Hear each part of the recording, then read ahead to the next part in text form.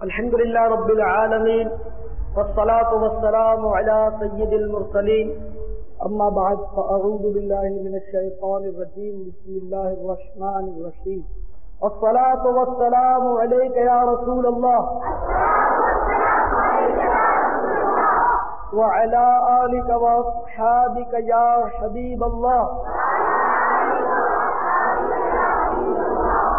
الصلاة والسلام عليك يا نبي الله وعلى آلك وأصحابك يا نور الله. کیمیا سعادت امام غزالی رحمۃ اللہ علیہ حدیث کو نقل کیا. اس حدیث کے ایک ایک لفظ کو آپ غور سے سنیں, اپنے ذہن میں ٹیپ کریں اس کو. واقعی بالکل صحیح فرمایا میرے آقا صلی اللہ علیہ وسلم نے. آپ سچے ہیں, سچائی آپ کے گھر سے, اور جس پر آپ کی نگاہ پڑی اس کو سچا بنا دیا, اور جس پر آپ کی نگاہ کرم ہوئی وہی آپ کی سچی باتیں سن کر عمل کرنے کی کوشش کرتا ہے. ورنہ تو آپ کو پتہ ہی ہے سب کچھ. اللہ تعالیٰ ہمارے حال پر رحم فرمائے. ہم نے ون وے رکھا ہے, ایک کان سے سنتے ہیں دوسرے کان سے نکال دیتے ہیں. تو میں حدیث پاک آپ کو سناتا ہوں کہ اللہ تعالیٰ اس نازک دور کے فتنے سے ہم سب کو محفوظ کر لے. کہو آمین. میرے پیارے صحیح بھائیوں, حضور تاجدار مدینہ صلی اللہ تعالی علیہ وسلم کا فرمان عالی شان ہوا کہ لوگوں پر ایک زمانہ ایسا آنے والا ہے, ایک زمانہ ایسا آنے والا ہے کہ ایمان بچانا, دین بچانا یہ بہت ہی مشکل ترین ہو جائے گا. انسان اپنا دین محفوظ نہیں رکھ سکے گا سوائے اس کے کہ وہ یہ کرے کہ ایک پہاڑ سے دوسرے پہاڑ کی طرف بھاگے دین بچانے کے لیے. پھر مثال دی جس طرح لومڑی ایک سوراخ سے دوسرے سوراخ کی طرف لوگوں کی نظر سے بچنے کے لیے بھاگتی ہے, تو لومڑی جو ہے وہ عام طور پہ نظر نہیں آتی, وہ چھپتی پھرتی ہے. جس طرح لومڑی لوگوں کی نظر سے اپنے آپ کو ایک سوراخ سے لے کر دوسرے سوراخ میں جاتی ہے اور بچاتی ہے, اسی طرح دین وہی بچانے میں کامیاب ہوگا جو ایک پہاڑ سے جائے دوسرے پہاڑ پر. اس طرح مطلب وہ اپنے ایمان کو حفاظت یعنی بہت سخت حفاظتی اقدام کرے اپنا دین بچانے کے لیے.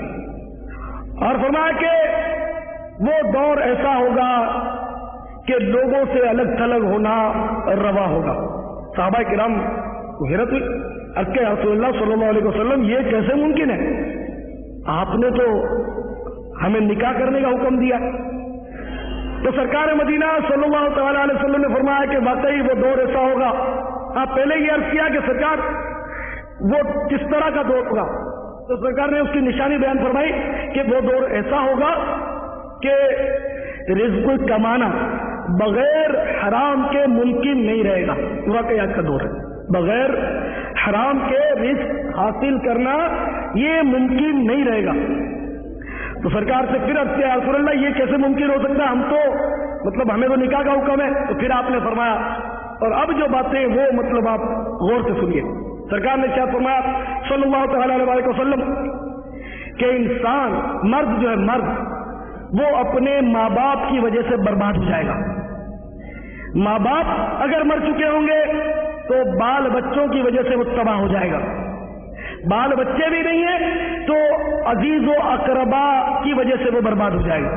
یا رسول اللہ وہ کیسے؟ صلی اللہ علیہ وسلم تو ارشاد فرمایا کہ وہ اس طرح کہ یہ لوگ اس کو تانے دیں گے, اس کی تنگ دستی اور اس کی درویشی کے انہیں مذہبی وہ عمل کرے گا جب. اور واقعی یہ فٹ ہے ہم لوگوں پر جو بیچارے داڑھی اور امامہ رکھتے ہیں, ان کے ماں باپ جو ظلم و ستم ان پر ڈھاتے ہیں. لڑکے میرے پاس اگر روتے ہیں اور دل اتنا مطلب بے قرار ہوتا ہے مگر دعا کے سوا کیا ہوتا یہ نہیں سمجھتے. بڈھے ماں باپ میں نے دیکھا ہے کہ پھر مطلب جانے کی مطلب تیاری ہوتی ہے, بالکل مرتے بھی ایسے دیکھیں کہ جو اپنے بچوں کو داڑھی نہیں رکھتے. نانیاں دادیاں بھی جاتے بستروں پڑی انہیں نہیں بیٹا داڑھی مت, ان کو بیچاریوں کو پتا نہیں ہوتا. تو عمر بھر جب گلچھرے اڑاتا نا آدمی تو مرتے وقت اس کو کوئی سمت سوچتی نہیں, بدقسمتی.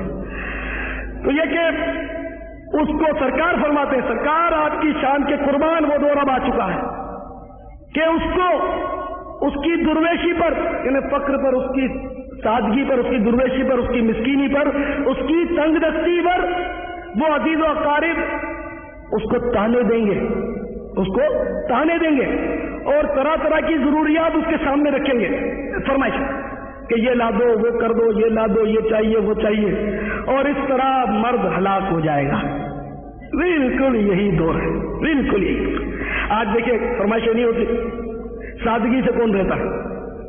فرنیچر سب کو چاہیے، گالیچہ بھی چاہیے گھر میں بچھانے کے لیے، چولہے سے یا اسٹیمر سے کام نہیں چلتا، آئل پینٹ چاہیے ہم کو، پھر نقش و نگار بھی چاہیے، خوبصورت شیشے والی کھڑکیاں بھی چاہیے، اور بہترین کپڑے کے پردے بھی چاہیے، پلنگ وہ بھی اعلیٰ، اور ایسا اعلیٰ چاہیے کہ اس میں سوئچ بورڈ بھی لگا ہوا ہو تاکہ ٹیپ ریکارڈر بھی سنا جا سکے، ہر طرح کی آسائش، ہیٹر بھی چاہیے، پنکھے بھی چاہیے، تو ہر طرح کی آسائش۔ اب ایک بندہ بیچارہ 500 یا 700 روپے کما کے لاتا ہے، وہ کہاں سے یہ ساری آسائشیں پوری کرے گا؟ آج کل تنخواہیں مطلب 500 600 700 ان نوجوانوں کی تنخواہ ہوتی ہے، تو اب یہ کہ اس کو پھر لاچار اور مجبور بعض اوقات چوری بھی کرنی پڑتی ہے، 19-20 کرنا ہی پڑتا ہے۔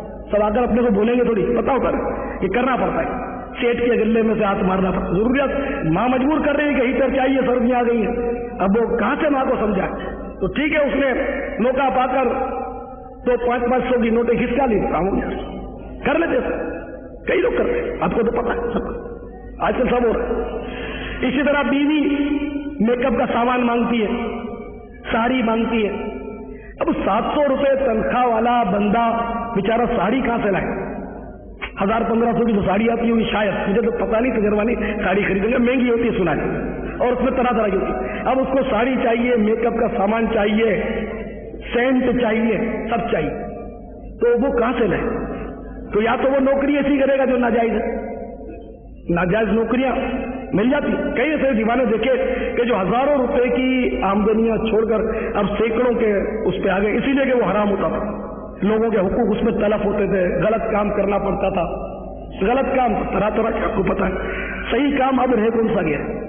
ایسی بات نہیں رہے گی، اب بے شمار کام صحیح ہے، لیکن ہے کہ عام جنرلی طور پر جو صحیح کرتے ہیں اس میں وہ بھی غلط کا اخلاط ضرور کر، خامہ خواہ بلا ضرورت جھوٹ بول کر اپنی روزی ضرور خراب کر۔ اب مثال کے طور پر جو ہمارے بھائی میکینک کا کام کرتے ہیں، میکینک ہوتے ہیں، کار بناتے ہیں، اسکوٹر بناتے ہیں، ان کے پاس آ گئی گاڑی یہ بنانی ہے، اب اس کو اس سے لینے 500 روپے، نکلوانے 500 روپے، اور اس کو چیک کیا کار کو تو پتہ یہ چلا کہ ایک تار جو اس کا ہٹ گیا ہے وہ جوڑ دو، کار چل پڑے گی، لیکن ہم نکلوانے 500۔ اگر اس کو یہ کہے کہ 500 روپے دو اور میں ابھی بنا دیتا ہوں، اور وہ ہاں کہہ بھی دے بندہ کہ ٹھیک ہے، اور وہ نیچے یوں اوندا ہو کر اس کا تار جوڑ دے اور لا 500، تو وہ تو گریوان پکڑ لے کہ بیوقوف بناتا ہوں، آدھا منٹ نہیں لگا، اس نے 500 روپے کہاں سے دوں؟ تو اب یہ کہ مجبوری دونوں طرف سے آ گئی بظاہر، تو اب وہ جھوٹ بولے گا 500 روپے نکلوانے کہ صاحب اس کا بعد میں ہم کھول کر اس کو دیکھیں گے کہ سروس ہوگی، اس کا فلاں پرزا بینڈ ہو گیا ہے، فلاں گھس گیا ہے، تو یہ پرزا تبدیل کرنا ہوگا، تو 500 ہوگی مجبوری، اور جتنا سامان ہے وہ اس کا پیسہ الگ ہوگا، میں آپ کو لکھ دیتا ہوں، آپ لے آئیے، اگر وہ لائے بھی تو رکھ دینا کہاں، اس کو لگانا اس کے سامنے۔ تو اس طرح مطلب یہ کہ جھوٹ بول کر پیسے، حالانکہ یہ اگر چاہیں تو حلال روزی اس میں ہو سکتی ہے، میکینک جو ہے حلال روزی کما سکتا ہے۔ تو بہرحال یہ دنیا جو ہے ایمان سے بڑی جنجال ہے، اور اس کے چکر میں جو پھنس گیا وہ پھنس گیا۔ تو میرے پیارے بھائیوں، آج کل واقعی اہل خانہ کی وجہ سے، اولاد کی وجہ سے، بیوی کی وجہ سے، ماں باپ کی ناجائز فرمائشوں کی وجہ سے آج مرد ہلاک ہوا جا۔ ہمیں حقوق العباد کا بہت زیادہ لحاظ کرنا ہے، اور اس دور میں خصوصاً بہت زیادہ بچنا ہے۔ اب یہ کہ جو بیچارہ توبہ کرنا چاہتا ہے، اب اس کو یاد ہی نہیں کہ میرے مطلب ہے کہ کیا کیا حقوق تلف میں نے کیے لوگوں سے، وہ کیا کرے۔ اب جیسے آپ دعوت اسلامی میں آ کر آپ کو ایسا ہو جاتا ہے، لوگوں کو میں نے بہت روتے دیکھا ہے کہ یہ پریشان ہوتے ہیں کہ ہم نے اتنوں کو ستایا، آخر اتنوں کا دل دکھا، اتنوں کو مطلب ہے کہ تکلیف دی، تو ہمارا کیا بنے گا جب اللہ تعالیٰ معاف کرے گا ہی نہیں؟ تو کیا ہم واقعی جہنم میں قرار دیے گئے؟ ہمارے تو حقوق کا کوئی حل نہیں۔ تو ایسی بات نہیں، اللہ تعالیٰ کی رحمت بہت بڑی۔ یہ تو طے ہے کہ جب تک بندہ معاف نہیں کرے گا اللہ معاف تو کرے گا ہی نہیں، لیکن اللہ تبارک و تعالیٰ نے ہم گناہگاروں پر ترس فرماتے ہوئے ہمارے لیے ایک صورت نکالی، اللہ تعالیٰ نے ایک صورت نکالی۔ چنانچہ حدیث پاک میں آتا ہے کہ سیدنا فاروق اعظم رضی اللہ تعالیٰ عنہ ایک بار سرکار کی بارگاہ بےکس پناہ میں حاضر تھے. سرکار مسکرانے لگے. عرض کیا یا رسول اللہ صلی اللہ علیہ وسلم آپ کیوں مسکرا رہے ہیں؟ ارشاد فرمایا کہ میں قیامت کا منظر دیکھ رہا ہوں. نگاہ مصطفیٰ پر قربان جائیے. سر عرش پر ہے تیری گزر، دل فرش پر ہے تیری نظر، ملکوت و ملک میں کوئی شے نہیں وہ جو تجھ پہ عیان ہے. میں آنے والی قیامت کا منظر ابھی سے دیکھ رہے ہیں.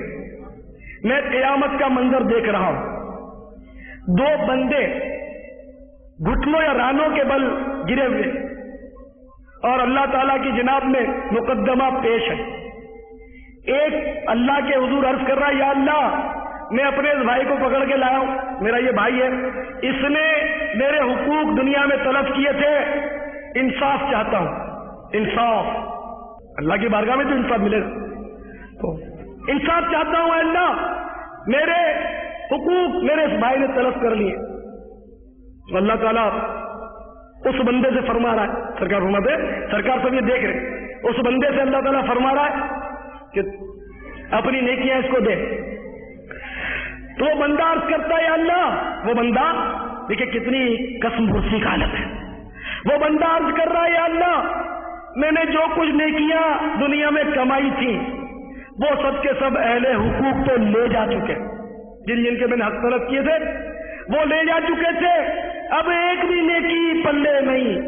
نمازیوں، حاجیوں، روزے داروں، یاد رکھو روزے، نمازیں، حج، زکوٰۃ، خیرات، صدقات، یہ سب کے سب خطرے میں رہیں گے اگر حقوق العباد ہم نے تلف کیے، لوگوں کے بندوں کے حقوق اگر ضائع کیے ہیں تو یہ ساری ہماری نیکیاں یہ خطرے میں لے جائیں گے لوگ. ہم پھر وہی کنگلے کے کنگلے کنگال رہ جائیں گے. اللہ نہ کرے. تو اللہ تعالیٰ سے ورک کر رہا ہے یا اللہ میری نیکیاں تو دوسرے میرے بھائی لے جا چکے، میں تو نیکیاں بانٹ کے بالکل خالی پڑا ہوں، اب تو کوئی نیکی نہیں. تو وہ بندہ پھر عرض کرے گا یا اللہ انصاف، یا اللہ میرے پاس تو گناہ موجود ہے، اس نے میرے حقوق طلب کیے تھے، مثلا گالی دی تھی، میرا مذاق اڑایا تھا، میرے سامنے آنکھیں نکالی تھی، آج تو یوں کوچا مار کے نکل جاتے ہیں اور اوپر سے بولتے ہیں اندھا ہے دیکھتا نہیں ہے. یا اللہ اس نے میرے ساتھ تو ایسا کیا تھا، اس کے پاس نیکیاں نہیں، کوئی بات نہیں، میرے پاس تو گناہ موجود ہے، تو ان حقوق کے بدلے میرے گناہ اس کے سر پہ ڈال دیے جائیں. انصاف. حضور سید عالم صلی اللہ تعالی علیہ وسلم یہ فرما کر آپ دیدہ ہو گئے، آنسو آ گیا. اب ہمارے قیامت کا کس قدر ہولناک دن ہے کہ ہر شخص اپنے گناہ دوسرے کے پلے باندھنے کے در پہ ہوگا. اتنے میں سرکار فرماتے ہیں کہ اب اللہ تعالیٰ فرما رہا ہے اپنے اس بندے سے جو حق وصول کرنا چاہتا ہے. مدعی کہتے ہیں مدعی سے سرکار فرما رہے صلی اللہ تعالی علیہ وسلم کہ وہ دیکھ کیا ہے. تو وہ بندہ ادھر جھانک کر دیکھتا ہے تو آخا اتنے سونے اور چاندی کے محل، ہیروں جواہرات کے بنگلے، کوٹھیاں، جنت کا منظر وہ دیکھتا ہے، بڑے بڑے محل، اس کی آنکھیں خیرہ ہونے لگتی ہیں. اور وہ اللہ تعالیٰ کی بارگاہ میں عرض کرنے لگا یا اللہ یہ کس نبی، کس صدیق اور کس شہید کے محل ہیں، اتنے حسین اور خوبصورت محلات. تو اللہ تعالیٰ فرما رہا ہے، سرکار فرماتا ہے اللہ تعالیٰ فرما رہا ہے کہ یہ محل اس کے ہیں جو اس کو خرید لیں. اب وہ چونک پڑتا ہے کہ یا اللہ اس کو بھلا کون خرید سکتا ہے؟ تو اللہ فرما رہا ہے کہ میرے بندے اس کو تو خرید سکتا ہے. اب وہ حیران ہو گیا، یا اللہ میں خرید سکتا ہوں، وہ کیسے؟ تو اللہ نے فرمایا کہ اپنے اس بھائی کو معاف کر دے، اپنے اس بھائی کو سارے حقوق معاف کر دے تو یہ محل میں نے تیرے کو دیے.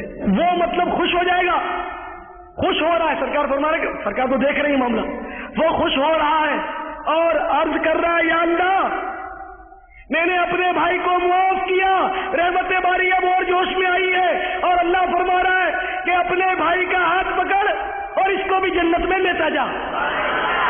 اور اور میرے سرکار فرما رہے ہیں کہ اب میری نگاہ دیکھ رہی ہے کہ دونوں ٹہلتے ہوئے جنت کی طرف جا رہے ہیں. اللهم صل وسلم وبارك على سيدنا ومولانا محمد النبي الأمي الحبيب العلي القدير وعلى آله وصحبه وسلم صلاة وسلام عليك یا سیدی یا سیدی یا سیدی یا سیدی یا رسول اللہ. تو آپ نے دیکھا کہ اللہ تعالیٰ حقوق العباد کا اس طرح فیصلہ فرمائے گا.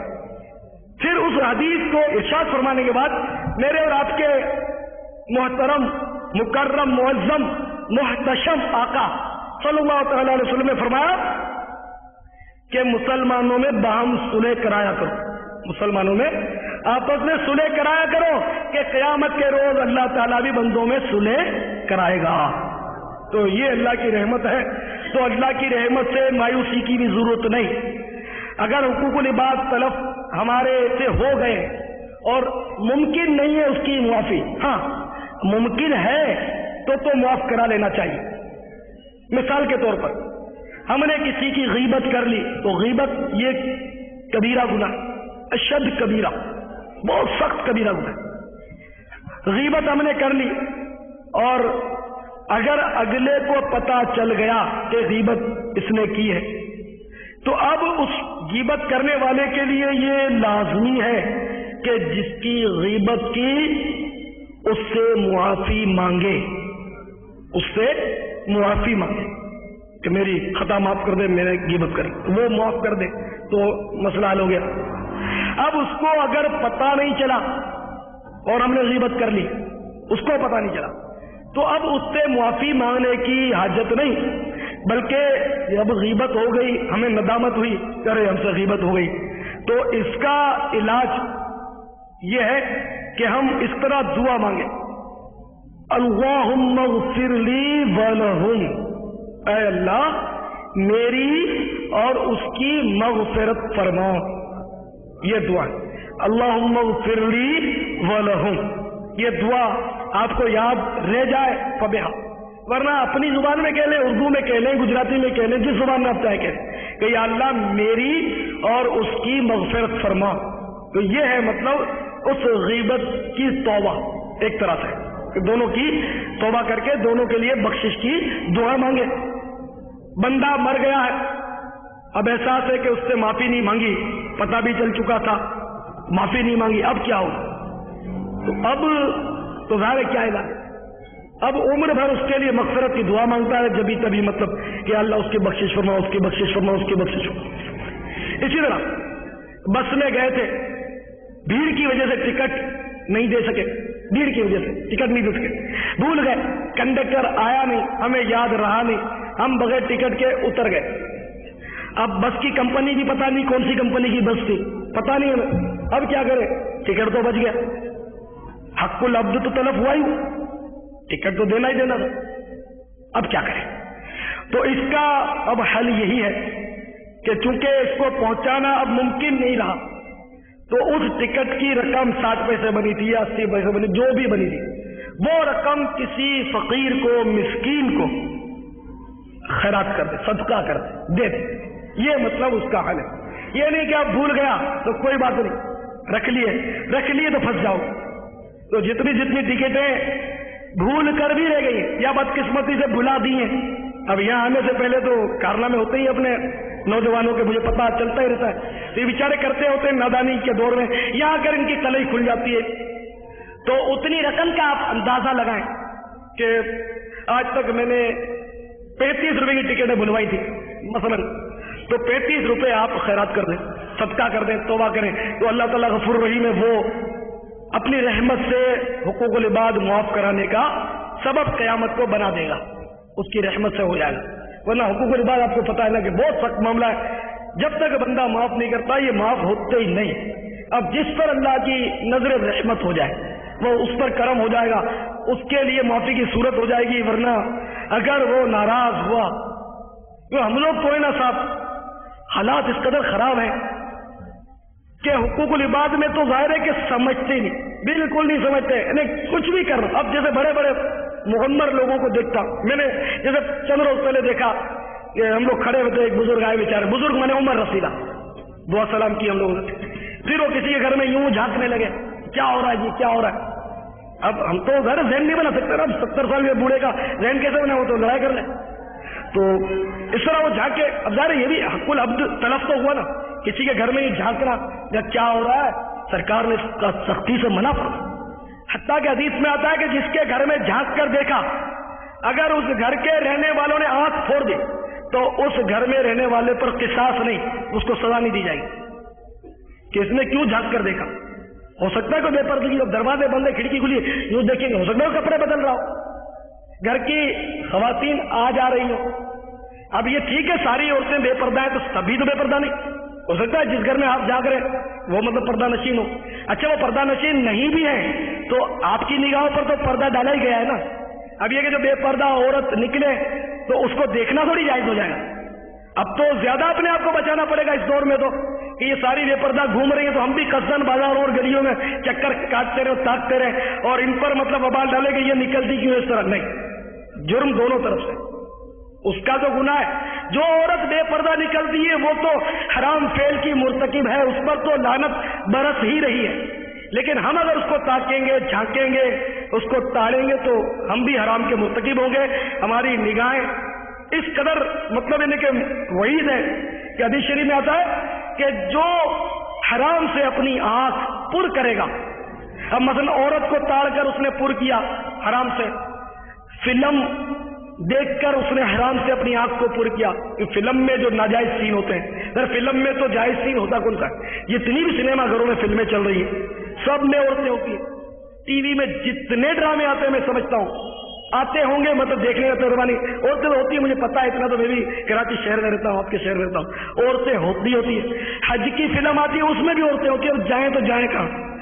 تو جس طرح بھی مطلب حرام سے اپنی نگاہ کو پر کیا, اخبار میں عورت کی فوٹو آئی اس کو دیکھ رہا ہے, جب بھی حرام. تو جو اپنی نگاہ کو, میرے آقا فرما رہے ہیں صلی اللہ تعالی علیہ وسلم, جو اپنی نگاہ کو حرام سے پر کرے گا اس کی آنکھوں میں آگ بھری جائے گی. ہے طاقت, ہم میں طاقت ہے کہ ہم آگ برداشت کر سکیں. اگر کوئی اپنے اندر طاقت پاتا ہے تو ذرا ٹرائی کر لے, آگ نہ ڈالے, خالی دھوئیں نکلے نا جب, تو آنکھ پھاڑ کے اس کے آگے 1 منٹ رکھ کر دکھا دے, مان جاؤ 1 منٹ رکھ کر, نہیں رکھ. پیاز کاٹو, پیاز 1 منٹ آنکھ کھلی رکھ دو, طبیعت خوش ہو جائے گی آپ کی. تھوڑی مرچ ہے نا, مرچ بڑی جو لال مرچ ہوتی ہے, اس کی بوری کو یوں مارو ہاتھ اور پھر کر دو یوں آنکھیں, بھاؤ پتا چل جائے گا. کھول کے آنکھیں اور اس کے آگے کر دو, پتا چل جائے گا بھاؤ. تو میرے پیارے بھائیوں, یہ سب میں مثالیں آپ کو سمجھانے کے لیے عرض کر رہا ہوں. بزرگان دین کی سوچ تو میں آپ کو بتاتا رہتا ہوں کہ وہ تو بعض اوقات آگ کو جب دیکھتے تھے تو جہنم کی آگ کو دیکھ کر رو پڑتے تھے, جہنم کی آگ کو یاد کر کے رو پڑتے تھے. جیسے داؤد علیہ السلام کہ دھوپ, جب گرمی دھوپ کی تیز ہوتی تو فرماتے کہ یا اللہ یہ دھوپ ہم سے برداشت نہیں ہوتی, قیامت کی گرمی ہم کیسے برداشت کر سکیں. تو جو اپنی آنکھوں کو حرام سے پر کرے گا, مرنے کے بعد اس کی آنکھوں کو آگ سے پر کیا جائے گا. اب دیکھو گے فلمیں, یا رسول اللہ آپ گواہ ہو جائیں کہ یہ اب فلمیں نہیں دیکھیں گے. سب نے ہاتھ نہیں اٹھائے, سب نے ہاتھ نہیں اٹھائے. آپ لوگ دیکھیں گے؟ ماشاء اللہ آپ کو استقامت دے, اور آپ سب کے صدقے میں اللہ تعالیٰ مجھے بھی بچائے. جیسے کہ آپ لوگ شراب پی کر غم غلط کرتے ہیں, تاش کی گڈی لے کر غم غلط کرتے ہیں, ویڈیو گیمز کے ذریعے غم غلط کرتے ہیں. ویڈیو گیمز کا تو ابھی مجھے پتا چلا, ایک صاحب نے پرچی ہوئی تھی, اس سے پہلے پتا نہیں تھا. مجھے لکھا ہے کہ جو جیت جاتا ہے وہ پیسے نہیں دیتا, جو ہار جاتا ہے وہ پیمنٹ کرتا ہے. تو ایک ناجائز صورت تو یہ بھی ہوگی اس کی, اور مجھے ریٹیل پتا نہیں, کوئی سمجھا دے گا پھر دیکھیں گے. تو ویڈیو گیم تو میں نے عرض کیا تھا پچھلی بار بھی کہ وہ ناجائز تو لگتا ہی ہے, اس میں بہت گڑبڑ اور تباہی. جمعے کی نماز کے وقت بھی میں نے دیکھا ہے کہ میں مسجد سے جمعے کی نماز کے لیے آ رہا ہوتا ہوں اور ہمارے راستے میں ویڈیو گیمز میں نے کھلے دیکھے. تو وہ لڑکے بیچارے نوجوان پہلے مسجدوں میں ہوتے تھے, اب ویڈیو گیمز میں لگے ہوئے, ہر گلی میں ویڈیو گیمز چل رہے ہیں. تو جو نہیں کھیلتے تھے وہ نہیں کھیلیں گے, جو کھیلتے تھے وہ بھی انشاءاللہ نہیں کھیلیں گے. اللہ کرے نئی نئی تباہی کے رستے جتنے نکل رہے ہیں ان سب پر ایک ایسا سیلاب پھر جائے کہ ہر جگہ خوشحالی ہو جائے اور سنتوں کا اللہ کرے سنتوں کا دور دورہ ہو جائے. تو آج سے فلم بند, ٹھیک ہے نا, ویڈیو گیمز بند, اور ٹی وی کے ڈرامے, ٹی وی پر عورتیں جو خبریں دیتی ہیں وہ عورت کو دیکھنا تو حرام بھائی, سیدھی سی بات. اب یہ تو ہر چیز میں عورت, ایڈورٹائز جو ہوتی ہے نا ایڈورٹائز, اب ٹیلی فون اٹھانے کے لیے ہاتھ بھی دکھایا نا, خالی ہاتھ, تو بھی لمبے لمبے ناخن اور نیل پالش والی وہ زنانی پتلے پتلے ہاتھ ہوتے ہیں. نہ عورت اس نامراد مرد پر اس دور میں اتنی مسلط. آپ نے نوٹ کیا ہوا جتنے بھی سائن بورڈ ہوتے ہیں ان میں اکثریت آپ کو عورتوں کی تصویر ملے گی, اکثریت. حالانکہ مرد کی تصویر بھی دی جا سکتی ہے, لیکن یہ کہ ذہن پر یعنی کہ اتنی فحاشی اور مطلب اوریانی اور کیا کہتے ہیں شہوت, مطلب اس قدر مردوں پر مسلط ہے جس طرح گدھوں پر ہوتی ہے. گدھے اور کتے جس طرح بے حیائی کرتے ہیں, اب مرد آج نہیں تو کل یہ کریں گے کیونکہ پیشن گوئی ہے سرکار کی. فلمیں, ڈرامے, یہ اخبار کے الٹے سیدھے آرٹیکلز, یہ الٹے سیدھے رومانی ناول اور جاسوسی ناول ہوتے ہیں, اس میں ہی رومانس ضرور ہوتا ہے. تو اس طرح کی مطلب ہے کہ پڑھ پڑھ کر, فلمیں دیکھ دیکھ کر, ڈرامے دیکھ دیکھ کر پھر یہ ہمارے نوجوان جو ہیں وہ عشق و فسق میں مبتلا ہو جاتے ہیں. نعوذ باللہ من ذالک, یوسف علیہ السلام اور زلیخا یاد آتی ہیں ان کو کہ وہ بھی تو عشق تھا تو ہم عشق کر رہے ہیں. اور سے وہ مالدار لوگ بولتے ہیں عثمان غنی بھی تو مالدار تھے.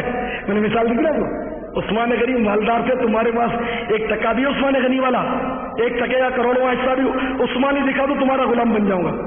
عثمان کا وہ خزانہ تھا. تمہارے پاس تو رشوت کا, چوری کا, سود کا, دھوکے بازی کا اور پتہ نہیں کیسا کیسا خزانہ. ایسے خزانے سے اللہ تعالیٰ دشمن کو بھی محفوظ رکھے. تو یہ مطلب یوسف علیہ السلام کا اور زلیخا کا قصہ دوسرا ہے. زلیخا اس وقت مسلمان نہیں تھی جب عشق میں گرفتار ہوئی تھی, اور یوسف علیہ السلام نے تو بچایا ہی بچایا تھا اپنے آپ کو. آپ کو تو پتہ دروازے کھول کر نکل گئے تھے, 7 سالوں میں تھے, تالا خود بخود کھلتا گیا, یوسف علیہ السلام باہر نکل گئے. اور جب زلیخا ایمان لے آئی, جب یوسف علیہ السلام اور زلیخا کا نکاح اور زلیخا تو بوڑھی ہو گئی. تو ہمارا لیے کہ وہ لمبا قصہ ہے. یوسف علیہ السلام پر جو الزام لگا ہے فسق کا, وہ تو کافر ہو جائے نعوذ باللہ. یوسف علیہ السلام نے نعوذ باللہ کوئی مطلب آنکھ وغیرہ آگے پیچھے کی ہو, بالکل نہیں. تو میرے نبی, اللہ کے نبی, تو وہ زلیخا کی طرف سے تھا جو کچھ تھا.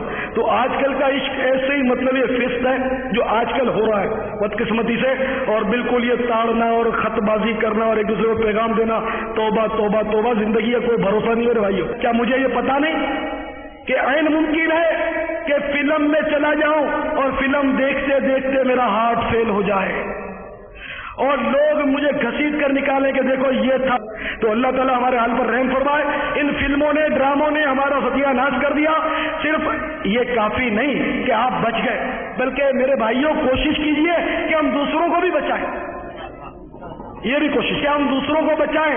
تو اب یہ کہ جو نوجوان ہیں لڑکے, ان کی تو اپنے گھر میں چلتی نہیں ہے, اور ان سے میں عرض کروں گا کہ وہ ماں باپ سے الجھے بھی نہیں, ورنہ نتیجہ یہ ہوگا کہ ماں باپ آپ کے ساتھ ساتھ میرے بھی خلاف ہو جائیں. بولے گا یہ تم کو چڑھاتا ہے, تو آپ کے بھی مخالف ہو جائیں. تو آپ ماں باپ کو پریشان بھی نہ کریں اور خود دیکھیں بھی نہ. اگر آپ کو مجبور کریں, آپ کہہ دیں کہ بھائی مجھے میرا کام کرنے دو, نرمی سے, پیار سے, کیونکہ آپ روکنے جائیں گے تو مسئلہ ہو جائے. ہاں اگر آپ حاکم ہیں, جیسے کمانے والے آپ ہی ہیں, کمانے والے آپ ہی ہیں, اور آپ کے بغیر نہیں چلتا گھر میں, تو پھر آپ مناسب انداز پر, تو بس وہی بات ہوگی حدیث شریف میں کہ قیامت کے قریب عورتوں کی اطاعت کی جائے گی. تو بیگم صاحبہ کی خوشنودی کے لیے VCR آتا ہے, اور جب تک بیگم صاحبہ دیکھے گی تو آپ بھی گناہگار ہوں گے, بچے دیکھیں گے تب بھی آپ گناہگار ہوں گے, اڑوس پڑوس والے آ کر VCR دیکھیں گے تب بھی آپ گناہگار ہوں گے.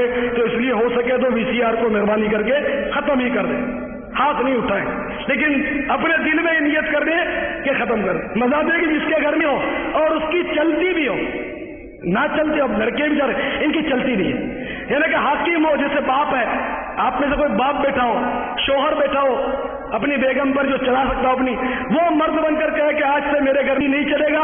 اے الیاس تو کہتا ہے اس لیے نہیں, اللہ رسول کی نافرمانی ہوتی ہے اس لیے آج سے نہیں بند ہمارے گھر. اللہ تعالی ہم سب کو پیارے حبیب صلی اللہ تعالی علیہ وسلم کی سنت پر عمل کرنے کی توفیق۔ مجھے اپنی اور ساری دنیا کے لوگوں کی اصلاح کی کوشش کرنی ہے۔